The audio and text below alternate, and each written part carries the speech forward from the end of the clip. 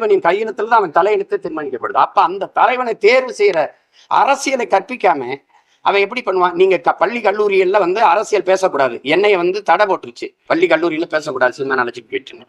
ஆனா திரைப்படத்தை பத்தி பேசலாம், சினிமா பேசலாம். உங்களுக்கு புரியுதா? அப்போ நீங்க என்ன பண்ணிடுறீங்க? இறை வழிபாட்டை தூற்றி நீங்கள் திரை வழிபாட்டை போட்டுட்டீங்க. கதாநாயக வழிபாட்டை, கடவுள் வழிபாட்டை விடவும் கதாநாயக வழிபாடு மேன்மையானதுன்னுட்டீங்க. அரசு விழாக்கள்ல எல்லாம் அறிஞர்களோ ஆன்றோர்களோ சான்றார்களோ கல்வியாளர்களோ போறதில்லை. திரைப்பட இயக்குனர், திரைப்பட நடிகர், திரைப்பட நடிகை போய் இப்ப கல்வி சிறந்த தமிழ்நாடுல யார் போய் பேசுனது? பல பல்கலைக்கழக துணைவேந்தர்களா, இல்ல பெரிய கல்வி வல்லுநர்களா, ஆன்றோர்களா, அறிஞர்களா, யார் போய் பேசுனது? அப்ப என்னன்னா, ஒரு திரைப்பட ஒரு கல்லூரி தொடக்கமா மாணவர்களுக்கு ஒரு நடிகர் நடிகை கூட்டி வந்து வரவேற்பை கொடுக்குறது, அதை வெல்கம் அப்படின்னு வைக்கிறது. திருப்பி கல்லூரி விழாக்களா அதுல திரைப்பட பாடலையே போட்டு ஆடுறது, அதுதான் உச்சம். அதுதான் அப்படிங்கும்போது சினிமா ஒரு பெரிய மதமா மாறிடுச்சு. இங்க உங்களுக்கு எப்படி கிரிக்கெட் எப்படியோ, எப்படி மதங்கள் எப்படியோ, அது மாதிரி இது ஒரு மதம். இப்ப அந்த மாதிரி கொண்டாந்து நிறுத்தினது யாருன்னா இந்த ஆட்சியாளர்கள் தான். இந்த ஆட்சியாளர் தான். இப்ப கேரளாவில் திரைப்படம் இல்லையா, ஆந்திராவில் திரையரங்கு பார்த்தீங்கன்னா நாளைக்கு வேணும் இன்னைக்கு ராத்திரியே வந்து சாப்பாடோட படுத்து கிடப்பான். ஒவ்வொரு திரையரங்க வாசல் இப்ப கூட என் தம்பி சமுத்திரக்கணி சொல்லுவாங்க, கிடாயை வெட்டி சாமியை கும்பிட்டு தட்டு திரையரங்குக்குள்ள போவான். அங்க ஆள முடியலையே. என்.டி. ராமாராவ் ஐயா வந்தது ஒரு விபத்து, அது ஒரு தற்செயல். இங்க ஐயா எம்ஜிஆர் வந்துட்டது ஒரு தற்செயல், அந்துக்குள்ள காலச்சூழல். ஆனா இங்கே மாதிரி ஒரு அளவு கடந்த திரைக்கவர்ச்சியில் மூழ்கின நாடு எந்த மாநிலமும் கிடையாது. மேற்கு வங்கத்துல இல்லையா, மேற்கு வங்கத்துல இல்லையா, இல்ல மகாராஷ்டிரால இல்லையா? அவங்க எல்லாம் ஒரு கட்சியில ஒரு அங்கமா இருப்பாங்க, ஒரு பகுதியா இருப்பாங்க, இப்படிதான் இருப்பாங்க. ஆனா நான் அதிகாரத்தை அழிச்ச உடனே எனக்கு அதிகாரத்தை கொடுத்துருங்க, ஒப்பனை கலைச்ச உடனே நான் அரியணையில உட்கார வச்சிருந்தேங்கிற ஒரு அமைப்பு இருக்குல்ல, இதை நீங்க எல்லாம் தான் பார்க்கணும். படித்தவர்கள், கற்றவர்கள் இதெல்லாம் ரசிக்கிறீங்களா, ஏற்கிறீங்களான்னு பார்க்கணும்.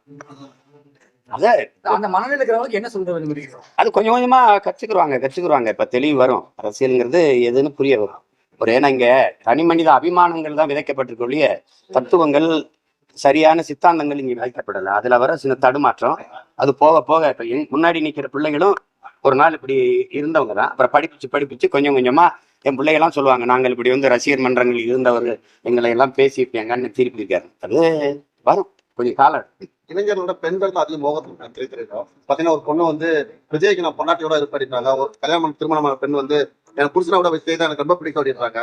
இந்த மாதிரி பேச்சுக்கள்லாம் எந்த அளவுக்கு திரைத்துறையில வந்து பாதிக்கும் பெண்கள் மீதான சராசரி இதையும் தாண்டி கலாச்சாரத்தையும் தாண்டி இருக்கிறது ஒரு சீர்கேடு தான். இதுக்கு என்ன செய்யறது? நம்ம அதுக்கு பொறுப்பு நீங்களும் பொறுப்பு இருக்கணும், நானும் பொறுப்பே இருக்கணும், இங்க நம்ம எல்லாரும் பொறுப்பு இருக்கணும். ஏன்னா சிந்தனை என்பது ஒரு சமூகத்தின் லட்சணம். அப்ப நம்ம எல்லாரும் தானே அது காரணம். அது மாதிரிதான் இருக்குது, அப்படிதான் இருக்குது. அவன் என்ன சொல்றான், ரசிய எழுத்தாளர் ஆண்டன் சொற்கேவி, தோற்று போன சமூகம் எப்படி இருக்கும்னா, அதுல அவசியமற்ற செய்திகளே வந்து தலைப்புச் செய்தியா இருக்கும். அரிதனும் அரிதா எப்பாவது ஒரு சிந்தனையாளன் வருவான், அவனுக்கு எதிராக 1000 அறிவற்றவர்களை முன்னாடி நிறுத்துவாங்க. தேவையற்ற செய்திகளே விவாத பொருளா இருக்கும். அது மாதிரி பார்க்கும்போது ஒரு தோற்று போன சமூகம் தான் அது, அப்படி இருக்கு. அதுக்காக ஒரு சிலர் இப்படி பேசுறதுக்காக ஒட்டுமொத்த நம்ம பெண்களை நம்ம எவ்வளவு மேன்மை மிக்க மாண்பை மிக்க பெண்கள் தான் இருக்கிறாங்க.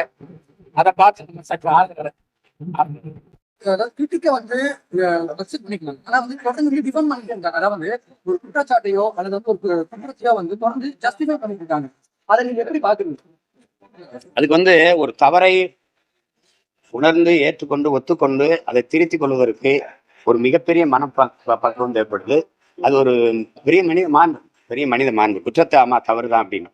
இப்ப இதுல என்னன்னா, என் தம்பியை நான் பாக்குறேன், கரூர்ல அந்த நிகழ்வு வந்து அவரு அதை என்ன சொல்றாருன்னா, அவருக்கும் அதுக்கு எந்த சம்பந்தம் இல்லைங்கிற ஒரே ஒரு அடிப்படை கேள்வி. அவர் அங்க வரலைன்னா கூட்டம் இல்லை, கூட்டம் இல்லைன்னா நெரிசல் இல்லை, நெரிசல்னா இப்ப முதன்மையான காரணம் யாரு? அவர் தான். அதனால அவர் என்ன சொல்றாரு, கட்சியோட கட்டுப்பாடு அது அது அது சரி பண்ணணும். கட்டுப்பாடா இல்லை. இப்ப நீங்க அதிகபட்சமா கூடுறதுங்கிறது எங்க ஆத்துல எங்க அழகர் இறங்குறது தான். 15 லட்சம் பேர் கூடுறோம். ஒரு நெரிசல்ல எதுவும் உயிரிழப்பில்லை. எங்க அழகர் வந்து எனக்கு காவல்துறை சரியான பாதுகாப்பு கொடுக்கலன்னு யார்ட்டையும் புகார் அடிக்கிறது. அதனால அது ஒழுங்கு. அங்க எல்லாரும் ஒரு பக்தியோட கூடுறாங்க, ஒரு கண்ணியம் இருக்கு, ஒழுங்கு இருக்கு. இப்ப எங்க பிள்ளைகள்லாம் நாங்க லட்சக்கணக்கா கூடி கிளம்புறீங்க பார்த்துருக்கோம். கொள்கைக்காக கூடுறாங்க. ஒரு கொள்கையோட கூடும்போது அந்த ஒழுங்கு இருந்துது, ஒரு நோக்கத்துக்காக கூடுது. அது இல்லை அப்படிங்கும்போது அது ஒரு நெரிசலாயிடும்.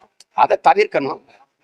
அதுக்கு வந்து பயிற்சி கொடுத்து பிள்ளைகளுக்கு முக்கியமான பொறுப்பாளர்லாம் கொடுத்து பேசி நம்மளை நாமே ஒழுங்கு பண்ணிக்கணும்னு அது கொண்டு வரணும். அது தம்பி இன்னும் அது செய்யணும், போக அது செய்யணும், செஞ்சு சரி செஞ்சு. நான் வரும்போது எல்லாமே காட்டு செடியா தான் இருக்கு. அப்புறம் நம்மளை நாமே செதுக்கி செதுக்கி செதுக்கி வளர்த்துக்கிறது மாதிரி வளர்த்துக்கிறோம். அது ஒரு செய்யணும். தெரியாம நடந்துருச்சு, அதுக்கு நானும் ஒரு பொறுப்பாயிட்டேன். அதனால நான் என் மக்கள்கிட்ட உள்ள பெரிய மிகுந்த மனத்துயரத்தோடு என் வருத்தத்தை தெரிவிச்சுக்கிறேன்னா அது முடிஞ்சிடும். அதுக்காக அவர் வருந்துறாரு, அந்த அவருக்கு ஒரு குற்ற உணர்வு இருக்காதுல்ல அப்படின்னு. அவர் இல்லை என் மேல பழிய போட்டீங்கன்னு. அப்ப அப்ப அப்ப வந்து அது சரியா இல்லை. அது ஏன் அதுக்கு அவருக்கு சம்பந்தம் இல்லைன்றாரு. கரூர்ல மட்டும்தான் மரண நிகழ்ந்துச்சு அப்படிங்கிறாங்க.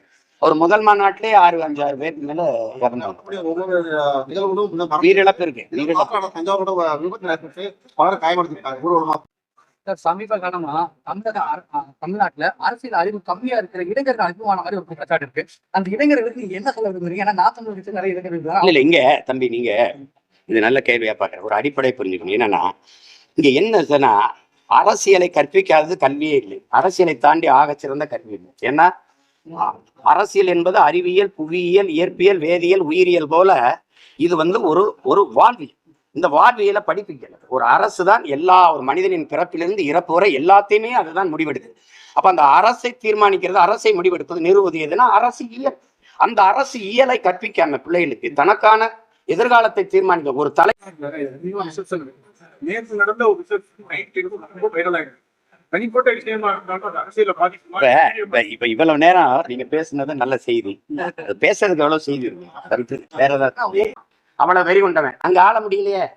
என்.டி. ராமாராவ் ஐயா வந்தது ஒரு விபத்து, அது ஒரு தற்செயல். இங்க ஐயா எம்ஜிஆர் வந்துட்டது ஒரு தற்செயல், அந்துக்குள்ள காலச்சூழல்.